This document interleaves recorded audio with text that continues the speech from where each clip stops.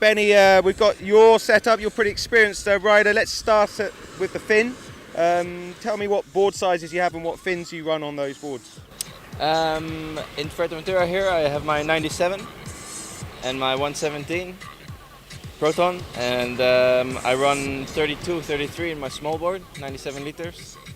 And in my medium board, which is 117, I run a 36, 37, 38 for light wheel. And do you change the rake and the angle of fins according to the board or the conditions?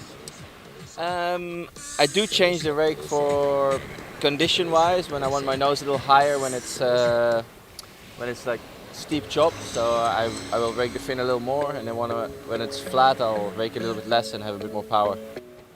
And perfect. What about foot straps then? So stance first. Do you you have the same stance across the boards? Do you change it? Well, I'm not a person who measures the stance, but I go for feeling. So I'll put them where I think they should be, and then from there I will change it to where I think where they will have to go. Why would you move them back? Why would you move them out? If you feel a bit sticky, you move them a bit back, and if you want to ride a little bit more on the fin, you move them back. If you feel like you're flying too much, you move them a little bit forward. Cool. And then what about your feet? Like some guys like them really tight, some loose, some tight back, loose front. What do you do? I'm right in the middle, I think. Okay, let's have a look what this board is. Tell me, how's that? It's like toes just past, so I can really hold the foot strap. Yeah, and the front one? Front one will be exactly the same.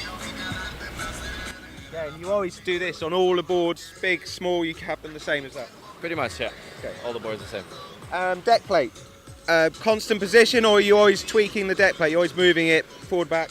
I'm moving it forward and backwards with the conditions. And again, what's the thinking? I mean, do you have a sweet spot on all of the boards, or is it always something you move? Well, the sweet spot is the middle, usually. Where it is now. Yeah. And when it gets really rough and gnarly and I really want to hold everything down, I will put it forward.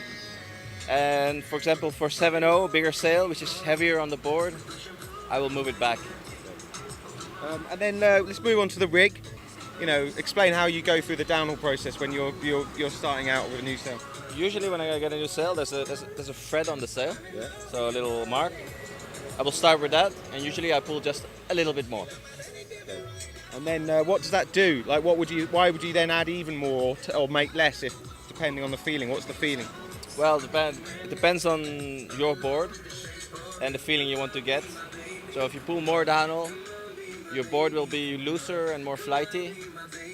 So when you pull less downhill, you will have a bit more power in the sail, but your board will also be a little bit more down and sticky.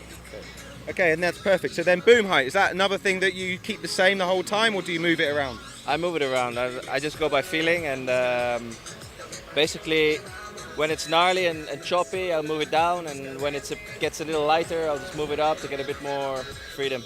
Okay, perfect. Out haul, adjustable. Do you don't adjust in a race, but what's the feeling you go for with the out haul when you're, I guess when you start a race, you set it a certain way, yeah? Basically, I'm out almost always set the same, but it's just in case the wind drops completely or picks up radically for a race, then I can either pull it or let it go for. Perfect. And the same, do you have adjustable harness lines? Do you keep them the same length, or is that part of the tweaking, tuning? Usually I keep them the same for every sail size, but when it gets gnarly, they go a little longer. Okay. What length are they? I mean, incidentally, do you know? These are 30 to 36, and I ride them around 34. Okay.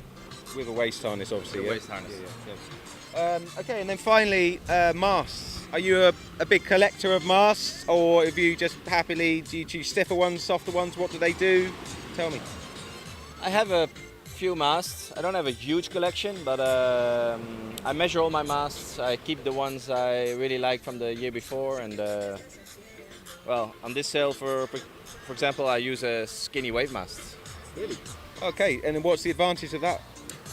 Makes the rig a little softer, more forgiving, and well, this rig has a lot of power by itself, so it's nice to have it a little bit more forgiving. Okay.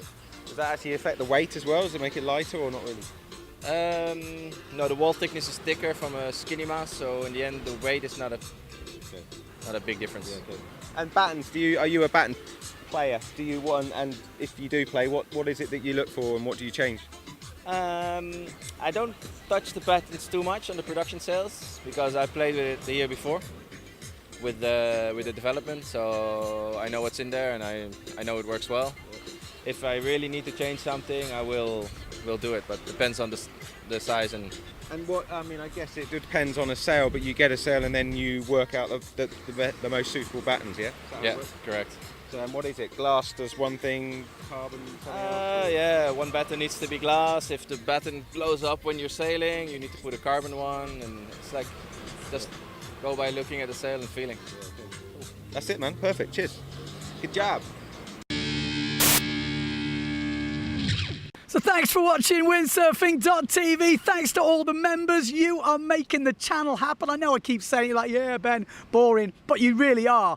20 quid, 30 quid, 50 quid, whatever you can spare for the whole year to support Windsurfing TV. It definitely helps. And like I said, you are making this channel happen. We've got lots in the pipeline and we're looking forward to it. So subscribe as well on YouTube. We're over 20,000 subscribers now. Click on the videos up here, over here. And join us for more action on the channel.